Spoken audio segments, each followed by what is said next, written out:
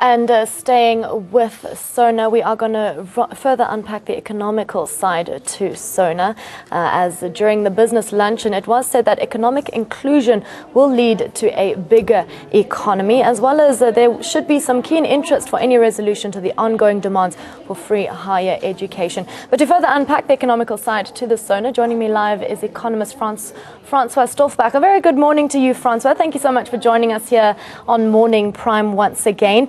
Firstly, the state of our nation, more importantly, the economy, plays an important role towards the achievement of government's pro-poor policies. What can our viewers expect from the president? Are we likely to see a new economic tone being set today? Well, definitely that's on the cards.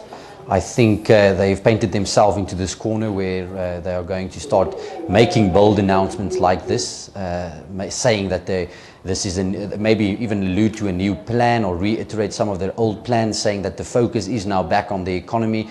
The ruling party is for the economy. We're for economic growth, we're for job creation, we're for poverty alleviation, we're for equality, for eradicating inequality, and I think a lot of focus is going to move towards that, and how focusing specifically on what the ANC have done correctly over the last couple of years, and to try and booster themselves and champion themselves to try and garner some more votes and some of the power that they've lost in the last elections in some of those key municipalities. So definitely the tone is going to be focusing on the economic side of things and how they can continue to grow and sustain this economy.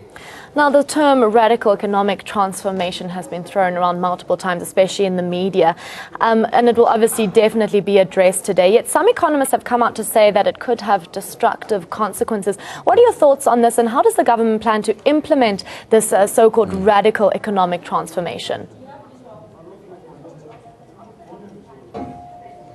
Yes, we're a bit concerned about that as well.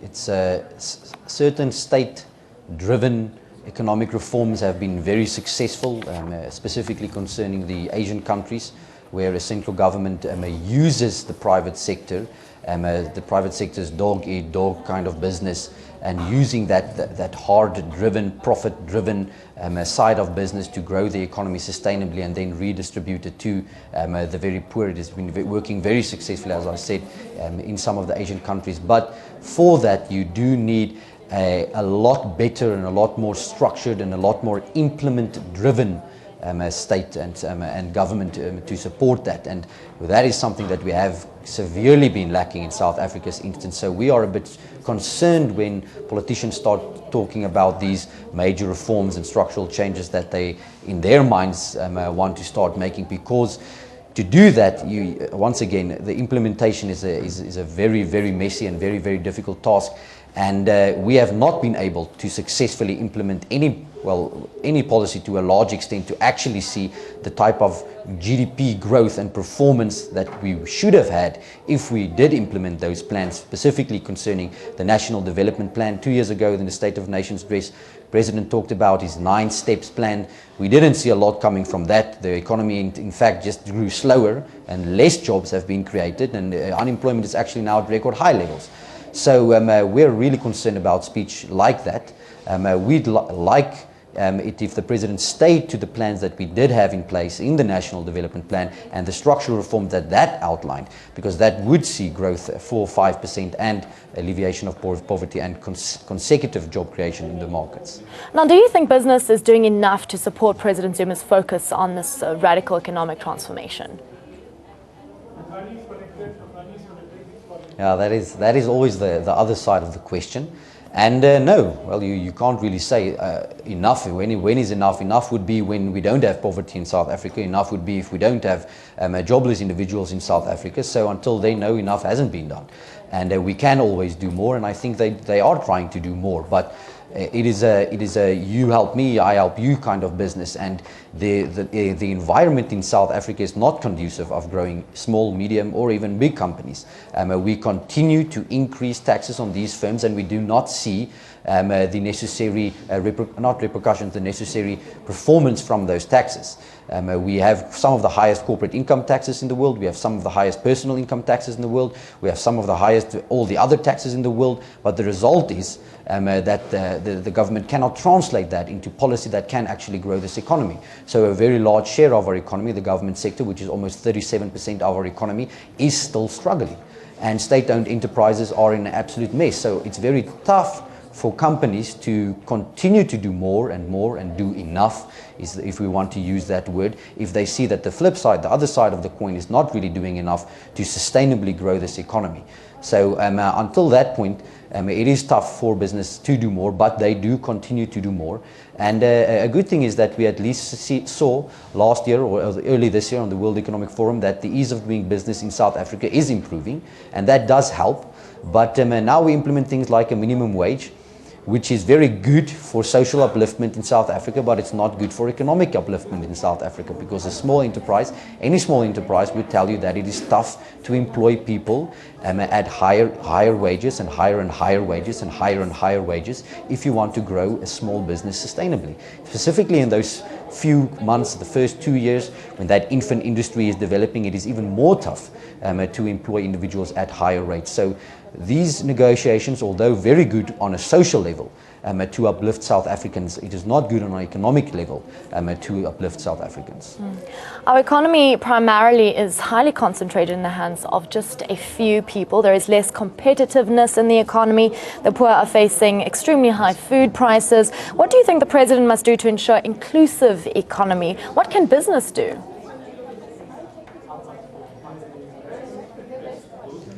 Well, yes, it isn't.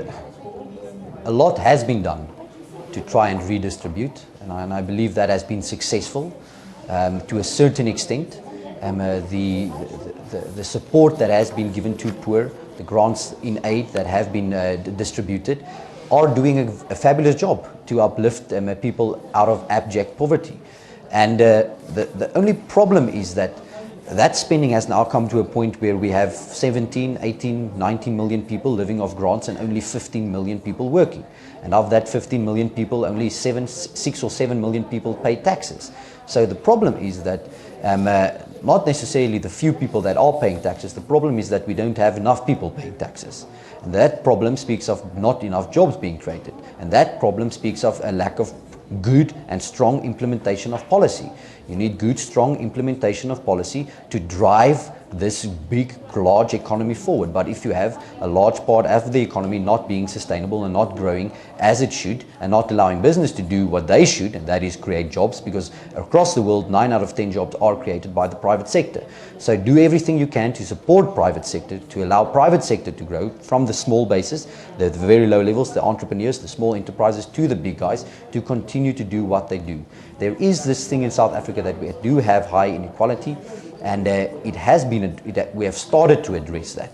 But just addressing that through grants is not enough. You have to start implementing the policies from the economic side of things, from the educational side of things. That spending that we do have on education, which is, as a percentage of GDP, one of the highest rates in the world, if we spend all that money, we have to see concurrent results of it being the best in the world.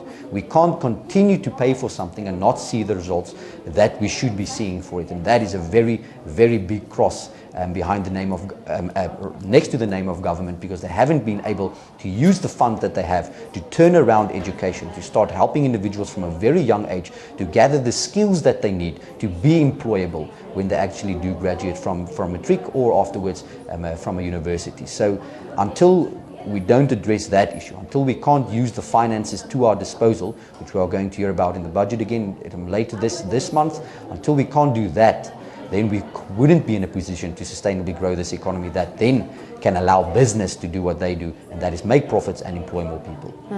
Now, going back to this radical economic transformation, due to the loss of votes in the last local government elections, many analysts are saying that the ANC is in political trouble and therefore has to do something radical, and that's exactly what this radical economic transformation is, and the reason why it has been brought about. What are your thoughts on this?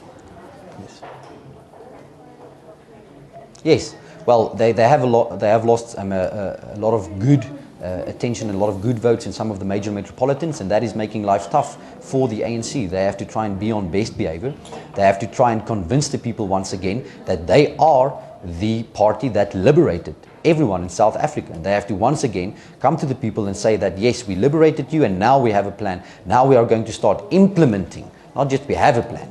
Now we are going to start showing you much better. We are going to show you by our actions that we mean business and we can turn this economy around. That is good radical behavior. That is good radical behavior is you can start leading by example, showing the implementation of the plans that you have been promising for the last 21 years. Then it's all good and fine. But if you talk about radical transformation in the sense of once again attacking business, attacking the private sector, then it's not necessarily a good thing. In certain instances, once again, looking towards the Asian markets and the success that some of the Asian countries have had, they have been able to do that through their centralized government.